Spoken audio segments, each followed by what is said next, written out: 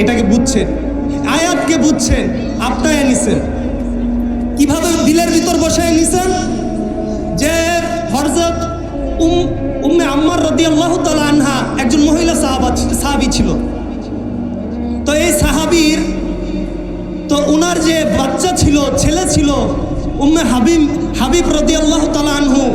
তো এরকম মুসাইলামা কাজ্জাব নামে একজন ব্যক্তি ছিল, মুসাইলামা কাজ্জাব, যে কিনা আল্লাহর রাসূলের সবচাইতে বড় দুশমন ছিল।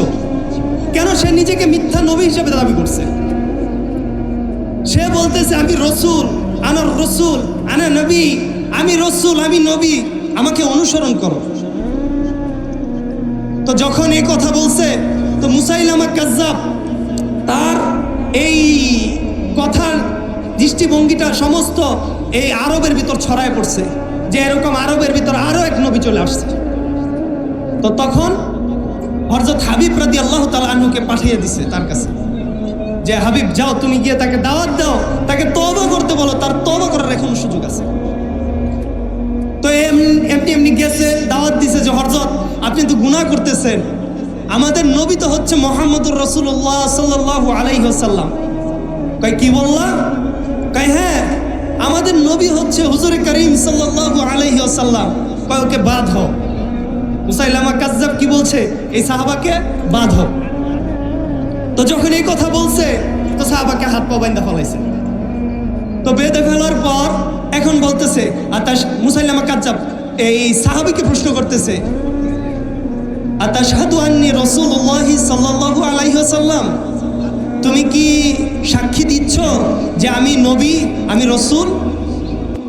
বলতেছে লা, না, আপনি কিভাবে রসুল হন?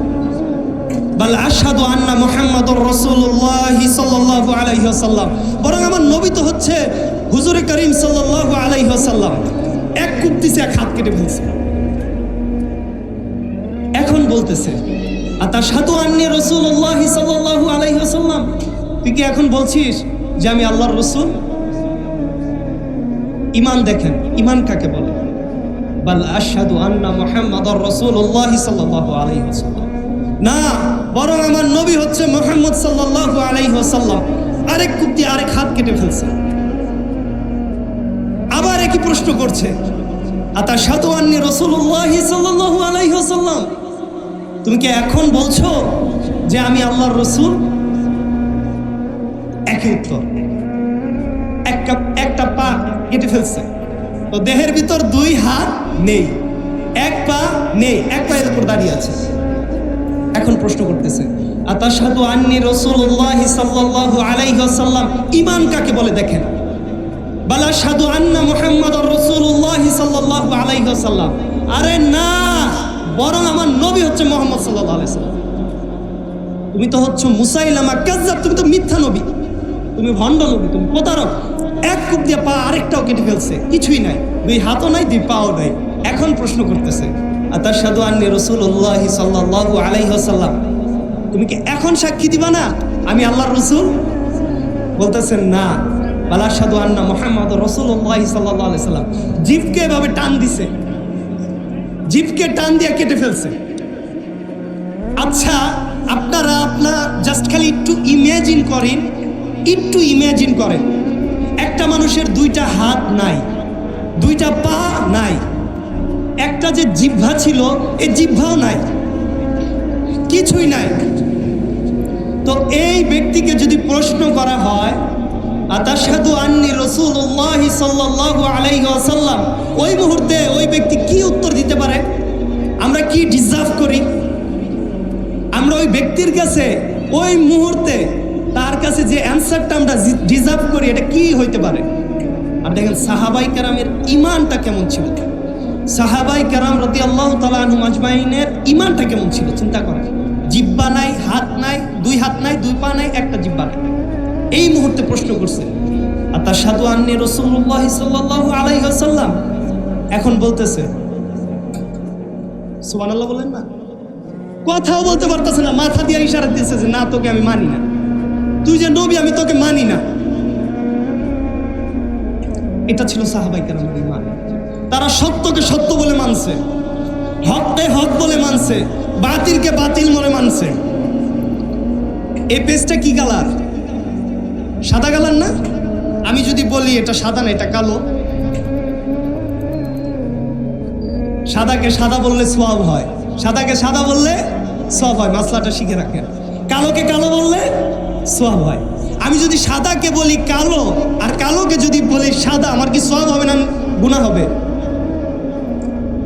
সেম। অমাকারু অমাকার আল্লাহ, আল্লাহু খায়রুল মাকিরিন। দুনিয়ার সমস্ত পরিকল্পনাকারী, ইসলামের বিপক্ষে যত পরিকল্পনা হচ্ছে, পৃথিবীর শুরু লগ্ন থেকে শেষ পর্যন্ত অর্থাৎ কিয়ামতের আগ পর্যন্ত তাদেরকে আল্লাহ পাক মেসেজ দিয়ে দিচ্ছে। অমাকারু, তারা পরিকল্পনা করে মুহাম্মদ সাল্লাল্লাহু আলাইহি ওয়াসাল্লামকে হত্যা করে ফেলবে। অমাকারু, তারা পরিকল্পনা করে বদরের 300 সাহাবাকে এরকম ধ্বংস করে দিবে।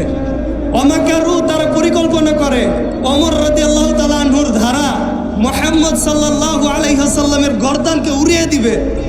অমাকারু, তারা পরিকল্পনা করে যে অর্থাৎ খালিদ বিন ওয়ালিদ রাদিয়াল্লাহু তাআলা আনহুর দ্বারা ইসলামকে নিঃশেষ করে দিবে। অমাকারু, তারা পরিকল্পনা করে যে পৃথিবীর বুকে জমিনের উপর ইসলামকে টিকতে দিবে না। অমাকার আল্লাহ, আল্লাহ একটা পরিকল্পনা করে। অমাকার আল্লাহ, আল্লাহ কি পরিকল্পনা করে যে তোমরা 313 জন সাহাবাকে হত্যা করতে চাইতেছো, এই 313 জন সাহাবা দ্বারা আমি ওই 1000 কুফফারকে কতল করে দেব। অমাকার আল্লাহ, আল্লাহ কি পরিকল্পনা করে? আল্লাহ পাক পরিকল্পনা করতেছে ওমর রাদিয়াল্লাহু তাআলা আনহুর দ্বারা তুমি মুহাম্মদ সাল্লাল্লাহু আলাইহি সাল্লামের গর্দান উড়াইতে চাইতেছো, এই ওমর রাদিয়াল্লাহু তাআলা আনহুর দ্বারা ইসলামের হাতকে আমি শক্ত করে দেব। অমাকার আল্লাহ, আল্লাহ পরিকল্পনা করতেছে। কি পরিকল্পনা করতেছে? যে তোমরা যে খালিদ বিন ওয়ালিদ রাদিয়াল্লাহু তাআলা আনহুর দ্বারা ইসলামকে নিঃশেষ করে দিতেছো, এই খালিদ বিন ওয়ালিদ রাদিয়াল্লাহু তাআলা আনহুকে আমি 125টা যুদ্ধে অংশগ্রহণ করাবো এবং এই 125টা যুদ্ধে তাকে জয়যুক্ত করাবো। আল্লাহু খায়রুল মাকিরিন। আল্লাহ পাকের পরিকল্পনা হচ্ছে সর্বোত্তম। আল্লাহ পাকের পরিকল্পনাকে যে মানতে পারবে সে দুনিয়া ও আখিরাতের কামিয়াবি হয়ে যাবে। এই দুনিয়া ও আখিরাতের কামিয়াবি কিভাবে আপনার আমার মাঝে আসবে? একমাত্র ওই সূরত আর সিরত। পৃথিবীর জমিনে নবীর সূরত আর কেউ পাবে না, কিন্তু কিয়ামতের আগ পর্যন্ত একটা সিরত রেখে গেছে। যে এই সিরতকে আপনায় নিতে পারবে, এই সিরতকে ধরে নিতে পারবে, সে সফল হয়ে যাবে, সেই সফল হয়ে যাবে। এই জন্য ভাই, অল্প সময় আপনাদের মাঝে কথা বলার জন্য এসেছিলাম। যে কয়টা কথা বললাম, আল্লাহ পাক বলনেওয়ালা এবং শুননেওয়ালা উভয়কে আমল করার তৌফিক দান করুন। সকলে আমিন বলি। আল্লাহ পাক আমাদের জীবনে বারাকা দান করুন এবং এরকম দ্বীনি মাহফিলে আসার তৌফিক দান করুন।